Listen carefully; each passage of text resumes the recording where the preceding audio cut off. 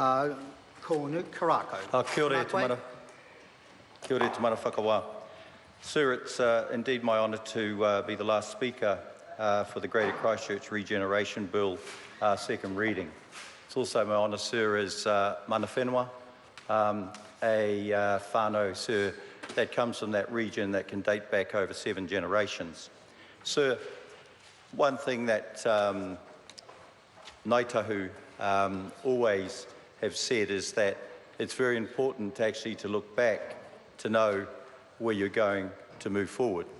And what I want to do, sir, is just quote a speech from our Governor-General on the first anniversary, sir, for the victims, for the 185 victims of the Christchurch earthquake. Because in what Sir Jerry Mataparaire actually said, in a lot of ways, sir, is coming to fruition, with this bill. So, just to quote him, sir, is that on the first anniversary he said, "While this is a time for reflection, this 1-year anniversary marked the start of a new day and a new beginning for all of us, especially the people of Christchurch and Canterbury." Sir, he said that a new and vibrant city can arise in the future, and achieving that aspiration, though, will take time. Sir, he said, lives, communities and cities are not built in a day. It will be achieved, he said, because of the resilience and preparedness Cantabrians have demonstrated over the last year. Sir, he said, it will be achieved because the people of Christchurch and Canterbury will not walk that pathway alone. Your extended family, he said, is the New Zealand family, and they are walking alongside you. For your tragedy is New Zealand's tragedy. Such are the ties of this nation that there are few among us who have been untouched by what has occurred. Sir, and those words, when you can imagine, and we've heard today in the second reading, a lot of what had happened, sir, particularly around the emergency and the incredible things that went on, particularly following the aftermath. And the thing is, sir, is that it talks about resilience, it talks about vibrancy.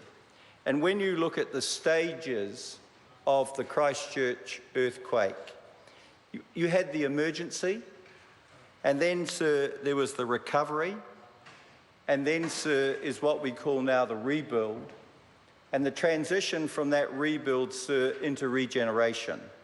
And this is what this bill is about. One thing, sir, that came out of that speech, I think, that was also talked about with other speakers on that day, was that there also needed to be a really good leadership to be able to achieve, what was identified on that day. And what we have, sir, in the Minister, the Honourable Jerry Brownlee, was exactly that leadership. That leadership, sir, over the last 5 years. When we talk about Sarah, when we talk about Skirt, when we talk about the CCDU, sir, we can't forget these people as well that worked within there. Because, sir, they actually gave their hearts and souls to actually be able to contribute through all of those phases, and particularly around the recovery and the rebuild. And, sir, just think now is that there is a transitional process going on at the moment. So what they must be thinking around, am I going to have a job? Am I going to continue through into this next phase? So I think it's important that we think about them as well. But coming to the bill also reflects, and it's really great to hear from the other side of the House, the previous speaker, the Honourable Clayton Cosgrove. If they were in government, he would be sitting in Mr Brownlee's seat, I'm sure. And he would have been actually doing the same thing. I can't see anything different. And, sir, isn't it great to see that we do have that sort of cross-party, bipartisan thing which we call kotahitaka. And so, sir, what we have, the major stakeholders have all come together.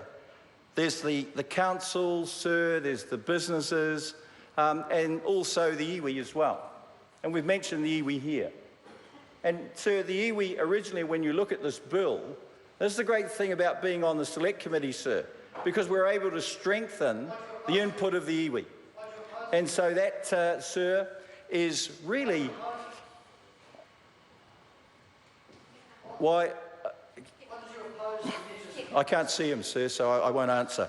I think the important thing, sir, about to keep moving on this is the fact that nothing was opposed, because what we've got in the end, sir, is that everyone's hoying the waka together. Everyone's moving in the same direction. So at the end of the day, this bill is a great bill, even if some don't like it on the other side, but this is a great bill, sir. It's together. But this minister is the minister, sir, that made it happen. He'd be damned if he do or damned if he didn't. But at the end of the day, sir, we are the government actually that is leading this through, and we're actually taking it by the horns, sir, and really moving it and developing. And Christchurch will be one of the greatest and newest cities in the world. And it's all to do with this side of the house, a lot of it, but at least we've got some real working togetherness here at the moment. Even if what we hear on the other side, sir, we think it's, well, it is negative, because to them the glass is always half empty. It's always half empty. So here, sir, it's half full. So kia ora, I commend this bill, and I look forward to working with the other side of the house on the regeneration of Christchurch. That's what it's about.